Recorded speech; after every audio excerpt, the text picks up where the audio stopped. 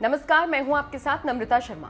सुशांत सिंह राजपूत मामले में लगभग 1 साल बाद अब नया मोड़ आ गया है और ये मोड़ कौन लेकर आया है? बीजेपी के जाने माने नेता नारायण राणे। पूरा मामला क्या है आपको विस्तार से बताएंगे। उससे पहले महाराष्ट्र में जो सियासी घमासान मचा हुआ है उस पर एक नजर डाल लेते हैं। शिवसेना के पुराने नेता रहे हैं नारायण राणे, अब बीजेपी में है, केंद्रीय मंत्री हैं। उन्होंने एक विवादित बयान दिया महाराष्ट्र के सीएम उद्धव ठाकरे को लेकर और उसके बाद से ही पूरा विवाद गहराता जा रहा है। शिवसेना लगातार नारायण राणे पर वार कर रही है, उन पर तमाम तरह के आरोप लगा रही है और इन सब के बीच उद्धव ठाकरे के बेटे आदित्य ठाकरे पर नारायण राणे ने गंभीर आरोप लगाए हैं और कहा है कि सुशांत सिंह राजपूत मामले की अगर ढंग से जांच हो तो इसमें आदित्य ठाकरे दोषी पाए जाएंगे। दिशा सालियान केस में भी उनका इन्वॉल्वमेंट है। इतना ही नहीं, एक न्यूज चैनल को दिए गए इंटरव्यू में नारायण राणे ने कहा, वो लोग मुझसे डरते हैं इसलिए मेरे खिलाफ सारा प्रोपेगेंडा चल रहा है। बीते दिन एक वीडियो सामने आया था नारायण राणे की गिरफ्तारी का, जिसके बाद उनका यह बयान सामने आया है जिसमें उन्होंने कहा कि मैंने कुछ गलत नहीं कहा है।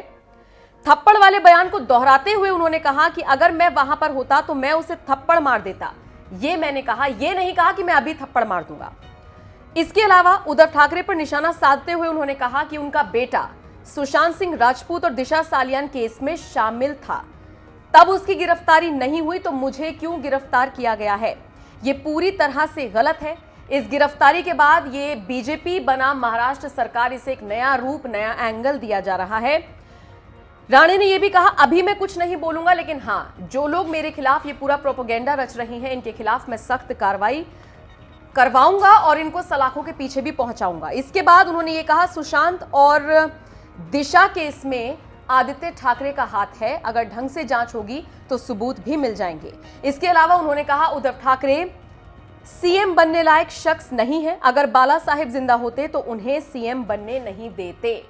तो ये पूरा विवाद गहराता जा रहा है बीजेपी और शिवसेना के बीच, या ये कह लीजिए महाराष्ट्र सरकार और केंद्र सरकार के बीच। ऐसा हम इसलिए कह रही हैं क्योंकि शिवसेना के तमाम नेता हैं जो आगे आ गए हैं, जो छिटाकशी कर रहे हैं नारायण राणे पर, तो दूसरी तरफ बीजेपी के प्रमुख नेता जिनमें जेपी नड्डा सरीखे नेता शामिल हैं, वो सब आगे आ रही हैं और अपने नेता का बचाव कर रही हैं।